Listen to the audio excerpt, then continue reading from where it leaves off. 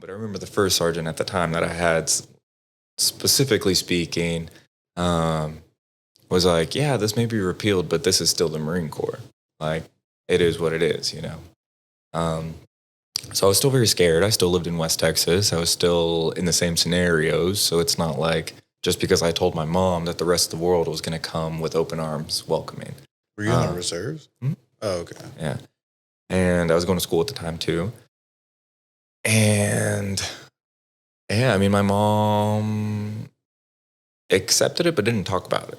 And it wasn't really until like 2015 when I had moved to Fort Worth after finishing school in San Angelo, um, and coming to the city. And I was living with my aunt at the time, and I kind of had like my first serious boyfriend.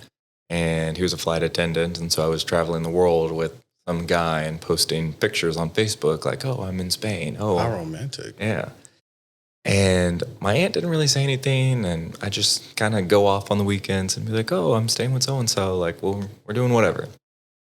And it wasn't really until like after that breakup, and keep in mind, I'm still in the reserve, so I'm still going to drill once a month and still referring to my significant other as they, them, and whatever have you. I had a few people blocked from seeing my social media. They could see the general gist and they knew I had a profile, but they couldn't see what I was posting. Yeah.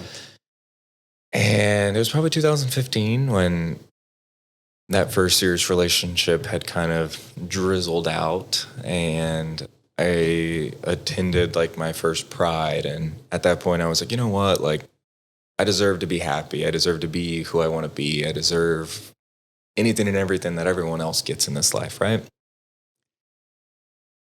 And I remember texting a few of like my buddies, and I was just saying like, hey, I love you. Like, no matter what, till the end of the day, like I would still take a bullet for you, like now versus whatever, you know, just mumbling and jumbling, you know, I was scared.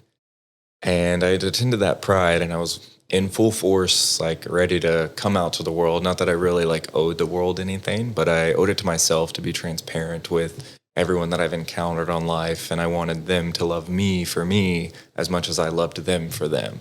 Well, I mean, it's no way to, I don't really think it's a way to live life if you're just going to, you know, not let the world know who you are.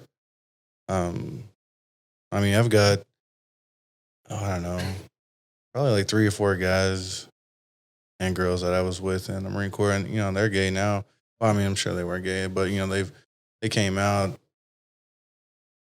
probably close to a decade ago. But I would have never known, and like that's one reason why I kind of wanted to come talk to you because, well, first of all, they don't live in Texas, so it's not like I can really just go have a conversation with them like this. But you know, like it's like for me, if they would have came to me and told me, like I would have never had a problem with it. Like for me, I'm just like, you know, be you, just be happy, and don't fuck me over, or I'll beat the shit out of you. You know, like that's my mentality. Yeah. Sometimes I try to beat the shit out of people, and then they beat the shit out of me, and it's not a good transaction. But yeah, I mean, it's gotta suck to not be able to be you and be who you.